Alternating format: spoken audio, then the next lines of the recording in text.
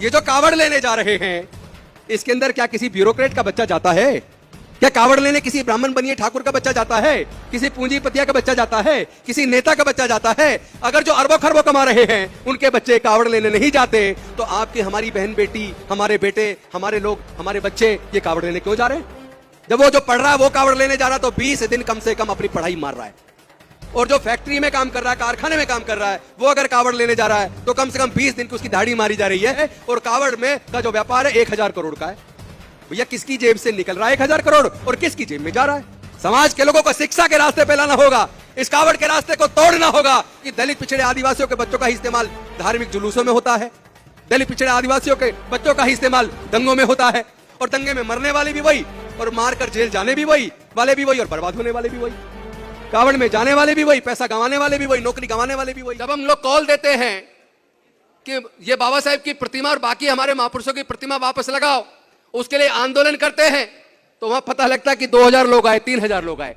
अभी भी आने वाले 9 अगस्त 2024 को कॉल दी हुई है दिल्ली के अंदर जंतर मंतर हजार लोग की प्रतिमा वापस लगाओ वरना हम आंदोलन करेंगे। तो उसमें संख्या आनी चाहिए। अगर संख्या नहीं आएगी तो आप सत्ता को कंट्रोल कैसे कर पाओगे? आप इन राजनीतिक ताकतों के दबाव में कैसे ला पाओगे? ऐसे संभव नहीं है। एक कथावाचक को सुनने के लिए लाखों लोग जाते हैं, हजारों मारे जाते हैं। किस लिए मारे जा रहे हो भाई? मरने के बाद स्वर्ग मिल जाए।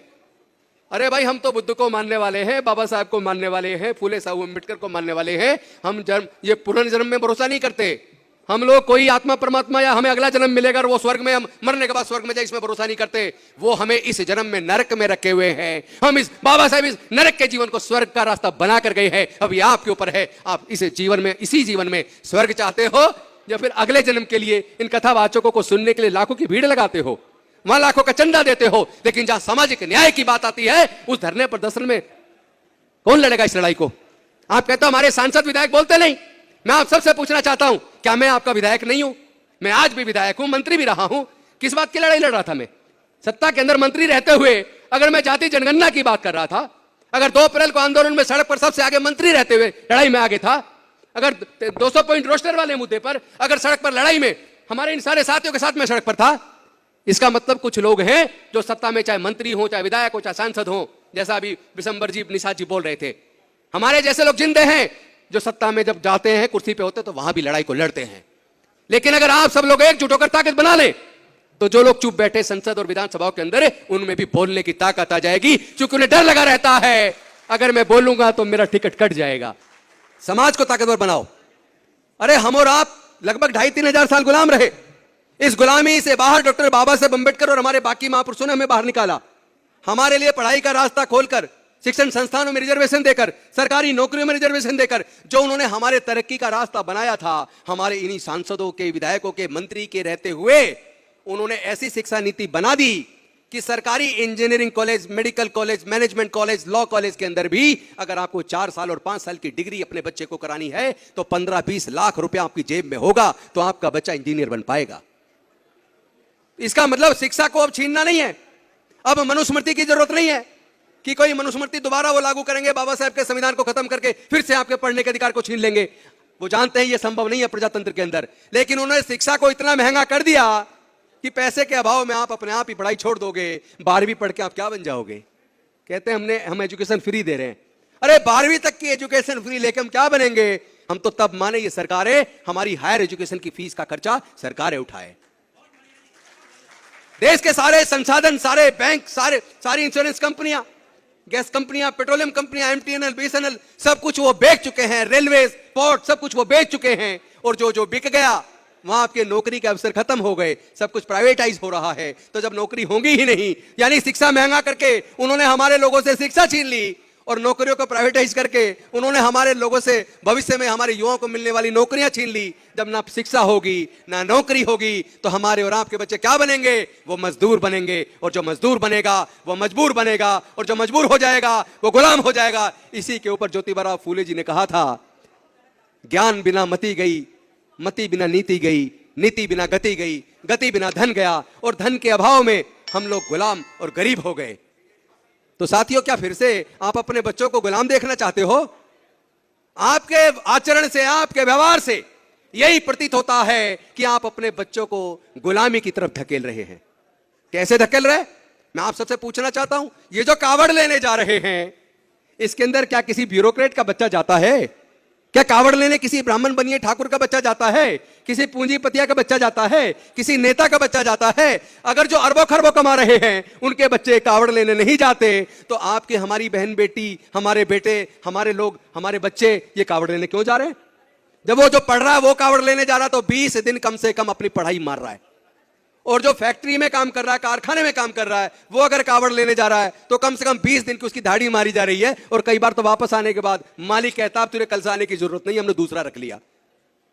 तो जहां जाने से तुम्हारी तरक्की नहीं है बल्कि आपकी गरीबी बढ़ रही है। कल ही एक डाटा आया, मैं न्यूज देख रहा था कि इस बार 3 से 4 करोड़ लोग कावड़ लेने जाएंगे, और उसी डाटा में लिखा था कि हर कावड़िया कम से कम भी खर्च लगाएं तो 3 से 4 हजार रुपया खर्च करता है, और कावड़ में का जो व्यापार है 1000 करोड़ का है।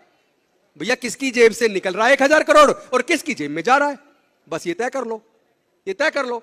कथावाचक कोई भी हो, चाहे वो ब्राह्मण हो, चाहे वो फिर सूरजपाल जाटव हो, ले जाके तो आपको अंधविश्वास और पखंडवाद में ले जाएगा ना। इन कथावाचकों का बाइकआउट करना होगा, समाज के लोगों को शिक्षा के रास्ते पे लाना होगा, इस कावड़ के रास्ते को तोड़ना होगा। ताकत से नहीं तोड़ सकते, हमें और आपको मिलकर अपने समाज के अंदर निकलना पड़ेगा। जैसे आरएसएस के लोग जाते हैं ना, केवल आरएसएस को कोसने से काम नहीं चलेगा, उनकी कार्यशैली में अगर कोई अच्छाई है तो वो हमें ग्रहण कर लेनी चाहिए। हमें अपने समाज के बीच, अपने गांव देहात में अपने लोगों के बीच जाना पड़ेगा, क्योंकि दलित पिछड़े आदिवासियों के बच्चों का ही इस्तेमाल धार्मिक जुलूसों में होता है, दलित पिछड़े आदिवासियों के बच्चों का ही इस्तेमाल दंगों में होता है, और दंगे में मरने वाले भी वही, और मारकर जेल जाने भी वही वाले भी वही, और बर्बाद होने वाले भी वही, कावड़ में जाने वाले भी वही, पैसा गंवाने वाले भी वही, नौकरी गंवाने वाले भी वही। या हमें अब ये तो तय करना पड़ेगा ना कि हमें अपने दलित पिछड़े आदिवासी, हमारे गरीब लोगों के घरों में जाके हमें उनका ब्रेन वॉश करना पड़ेगा, उन्हें बताना पड़ेगा तुम्हारा तरक्की का रास्ता कहां है। अपने अगले जन्म के स्वर्ग के चक्कर में पड़ने की बजाय अपने इस जन्म के नरक से तो अपने आप को बाहर निकाल के इस जन्म को तो स्वर्ग बना लो। बाबा साहेब तो रास्ता बता गए, बुद्ध भी रास्ता बता गए, चलना किसको है? चलना आपको है, कोई आपको जबरदस्ती नहीं ले जाएगा। बुद्ध ने खुद कहा था, जब बुद्ध से पूछा कि क्या जो आपकी बात को सुनता है या आपका जो आपको आत्मसात करता है, क्या वो हर आदमी मोक्ष प्राप्त कर लेता है? तथागत बुद्ध ने कहा था मैं मोक्षदाता नहीं हूं, मार्गदाता हूं।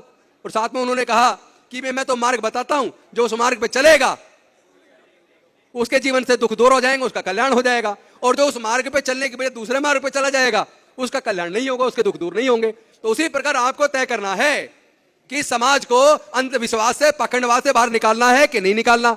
अपने बच्चों को, अपनी बहनों को, अपने बेटियों को, अपने बेटों को, जहां ये सामाजिक चर्चाएं हों वहां अपने परिवार को लाना है या केवल पुरुषों को लेकर आना है? क्योंकि आप पुरुष तो आके सुन रहे हो, आपकी पत्नी बच्चे सुन नहीं रहे, तो उन्हें कैसे पता चलेगा तुम्हारा लूटने वाला कौन है, तुम्हारी हकमारी कौन कर रहा है? तो अगर अपने लोगों को एहसास कराना है, क्योंकि आदमी निकलता है सुबह, रात को घर में जा रहा है, महिलाएं भी अब हालांकि काम धंधे वाली नौकरी में आ गई हैं, लेकिन अभी भी मेजोरिटी में महिलाएं घर देख रही हैं, तो बच्चों का लालन पालन तो माँ कर रही है, दादी कर रही है, बुआ कर रही है, बेटी कर रही है, तो संस्कार भी वही दे रही है। पड़ोस में जागरण हो रहा है, वो जागरण सुनने जा रही है, कथावाचक आ रहा है उसको सुनने जा रही है, बच्चों को साथ ले जा रही है। तो भैया संस्कार किसके सीख रहे हैं बच्चे? संस्कार उनके सीख रहे हैं। तो आप यहां लेके आओगे तो ये वाले संस्कार सीखोगे जो हम समझा रहे हैं, और वहां अगर आप यहां अकेले आओगे और आपकी पत्नी जागरण में जाएगी, कथावाचक को सुनने जाएगी, तो संस्कार उनके पनपेंगे। इसलिए जीत उनकी हो रही है, हार आपकी हो रही है। 12% सत्ता में काबिज है और 88% मांग रहा है कि हमें ये दे दो, हमें वो दे दो। अरे भाई, जो देने वाला है, जो फाइनेंस मिनिस्टर है भारत सरकार का या प्रधानमंत्री है भारत सरकार का, जिसने पूरे देश का बजट एलोकेट करना है, उससे मांग रहे हो, मांगने वाले बनो ना, मांगने वाले मत बनो, देने वाले बनो। तो ये आपको समझना पड़ेगा कि जो देश की नीति निर्धारित करता है ब्यूरोक्रेट, उसमें आपकी हिस्सेदारी कितनी है। जिससे न्याय मांगने जाते हैं हाई कोर्ट, सुप्रीम कोर्ट में जो जज होते हैं, वहां आपकी हिस्सेदारी कितनी है। जो कॉलेजियम हाई कोर्ट में और सुप्रीम कोर्ट में जज बनाने का रास्ता बनाता है, उस कॉलेजियम में आपके हाई कोर्ट, सुप्रीम कोर्ट में जज कितने हैं? तो अगर वहां आपकी हिस्सेदारी, भागीदारी नहीं है, तो आप हमेशा मांगते रहोगे लेकिन मिलेगा नहीं। तो लड़ाई को तेज करना पड़ेगा और ईमानदारी से करना पड़ेगा, समर्पित होकर करना पड़ेगा, तब हम लड़ेंगे भी और जीतेंगे भी, कामयाब होंगे। इन्हीं शब्दों के साथ जय भीम, जय भारत, जय संविधान।